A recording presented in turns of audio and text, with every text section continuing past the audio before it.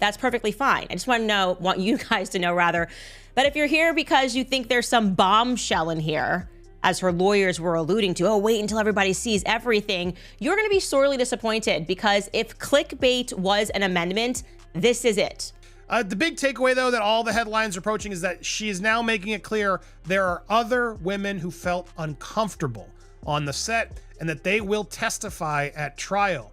Now, that would seem damning, but she doesn't really offer any specifics. She doesn't provide any text. She doesn't tell us who these people are. Just says they don't want to get involved right now, given all the toxic virality out there, and that they will testify if necessary and be part of disclosures, etc., coming up, depositions, what have you. As you can see, that first text is still there, but she removed, they removed quite a few texts, specifically these right here. I want to show you the one. Sorry, this is the one I'm trying to show you. Blake Lively has finally dropped the new amended case. And if you were thinking this was going to be some bombshell that would shake Justin's legal team to its core, well, you might want to hold that thought. Turns out the amended case is packed with even more claims against Baldoni. But here's the kicker. There's still no solid evidence to back any of it up. Let's dive into the details and break it all down. Blake Lively was given until February 18th by the court to present the amended case. And she did exactly that. But here's where things get interesting. There's a catch. According to reports, the amended case doesn't really bring anything groundbreaking to the table. In fact, it's pretty much the same as before, just with a few more inconsistencies. First off, Blake Lively's legal team has removed some of the texts that were originally part of the case. And secondly, they've added a new claim that there are other women involved in the project who were allegedly treated inappropriately. But here's the twist. These women aren't part of the case right now. So what does this mean for the case moving forward? Let's unpack this further. The pair's ongoing legal battle includes new claims against the director and his partner, Jamie Heath,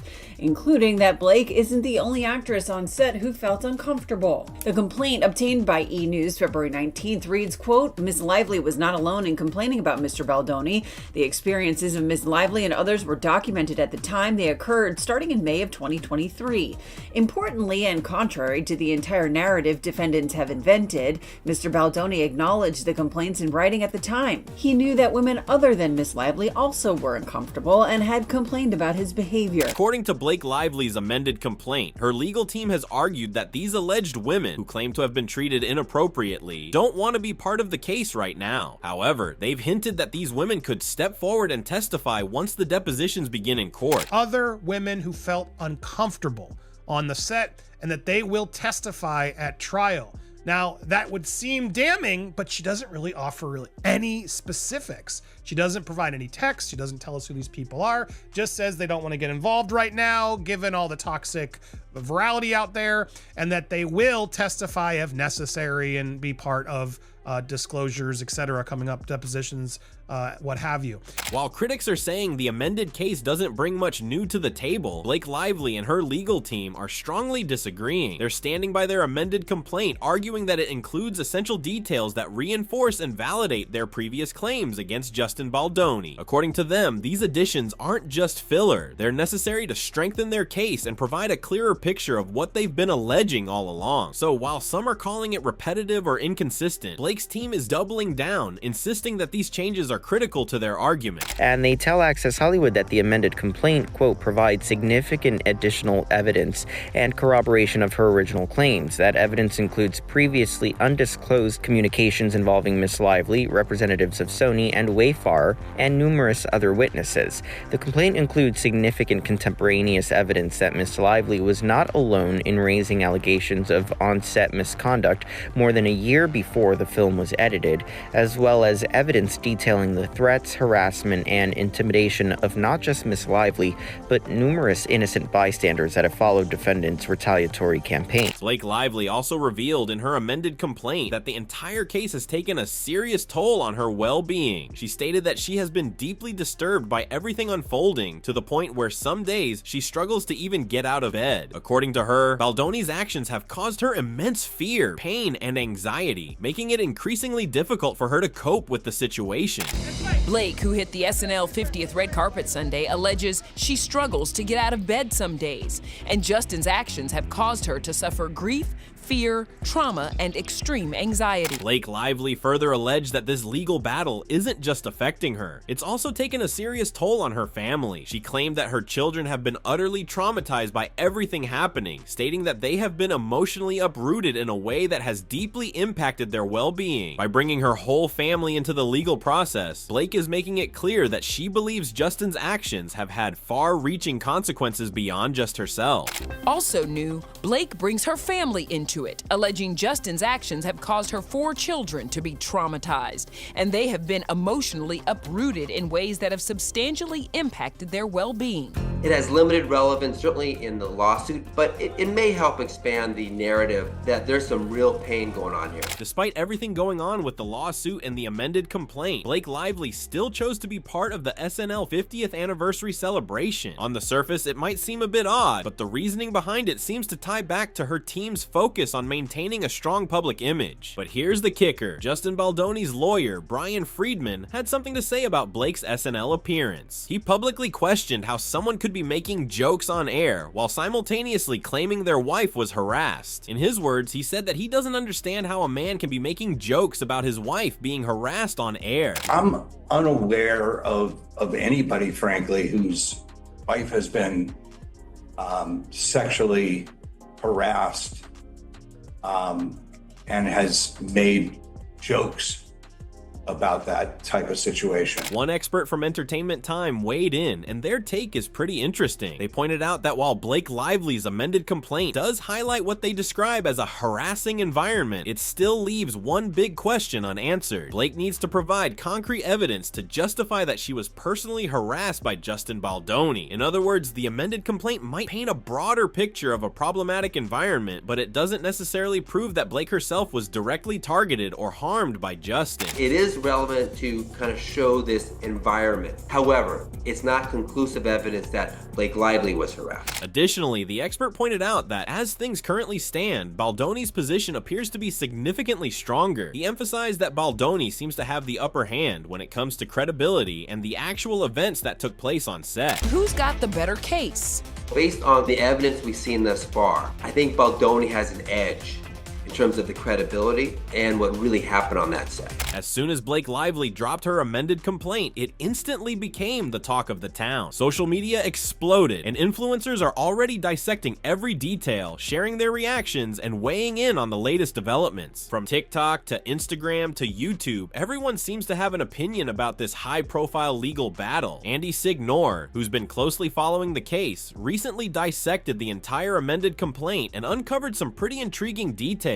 According to Andy, the reason behind removing these texts could be tied to the explanations Justin Baldoni provided about them. In other words, Baldoni's legal team may have countered those texts so effectively that Blake's team decided to drop them all together. This is a pretty significant move because it suggests that not all of the original evidence held up under scrutiny. She removed, they removed quite a few texts, specifically these right here. I want to show you the one. Sorry, this is the one I'm trying to show you. The majority of socials are pro-Justin, and then they moved on their section. Majority of socials are Justin, but she removed he doesn't realize how lucky he is right now. We need to press on him how effing lucky. The whispering in the ear, the connotations, the JFC, other members feeling uncomfortable watching it. I mean, there's just so much. Now, you'd think these texts would be very important in her new amended complaint, but she's removed them. They're not in this complaint at all now. And part of the reason is probably because Justin revealed the context of these texts, because they did look more nefarious. But the context, if you read the full exchange, shows that Justin's publicists are saying it doesn't even matter if it's not true. Andy then questioned Blake Lively's motive for including those text messages in her initial complaint. In the amended case, it's now stated that the messages were rightfully removed. However, instead of taking responsibility for including them in the first place, Lively is now shifting the blame onto Jones Works LLC, claiming that they were the ones who initially added the text to her complaint. This raises even more questions about the inconsistencies in her case, and whether these changes are truly about strengthening her claims or just damage control. Well, if those texts weren't real or they were edited, it wasn't our fault. They were Jones' work. But girl, they are your fault. That was the whole point of this, why they're suing you, why they've gotten so aggressive. What you're calling retaliation is them defending themselves against your out of context, picked and choose text messages that may have been unlawfully gotten. That's a huge point that she's sort of acknowledging without admitting. Well, if it's wrong, it's not my fault, but I'm going to continue to use them. But I removed a couple that maybe, yes, were maybe not used in full context. So I found that incredibly telling. Hidden in a little footnote, her protection that, well, you know, I was told they were lawfully obtained. Yikes.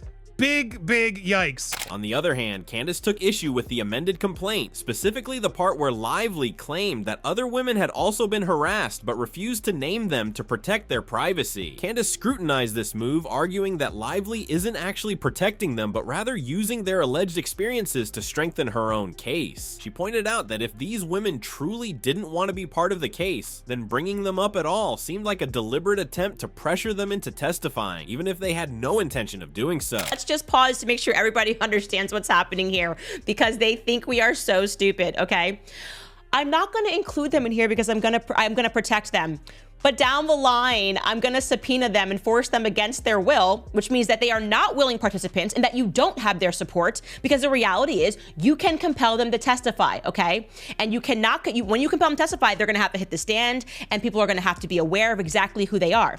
So what you're saying is, which is what we already had sniffed out, me, the TikTokers, the Be Betters, the Stephanie with the deets, all of the scoops we got, was that you tried to force their hand behind the scenes to get involved in your dirty little campaign. Candace also questioned Lively's motive for bringing up these new alleged victims at this stage. She pointed out that while Lively now claims she reached out to these women to share her experiences during the shoots, she's only exposing this information now, conveniently as part of her case. Candace argued that these messages to her co-stars seemed like nothing more than an attempt to manufacture evidence, rather than a genuine effort to confide in others. This, she suggested, further raises doubts about the credibility of Lively's claims.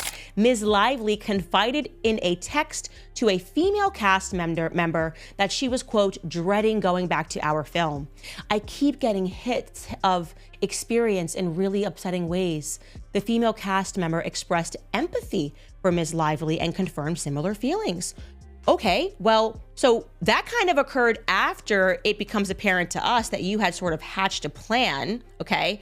Just a couple of weeks before you sent your no more letter. This occurred after Ryan Reynolds had already posted in July for Sandra Bullock's birthday, Intimacy Recorder. You guys had already hatched the plan. We've sniffed that out.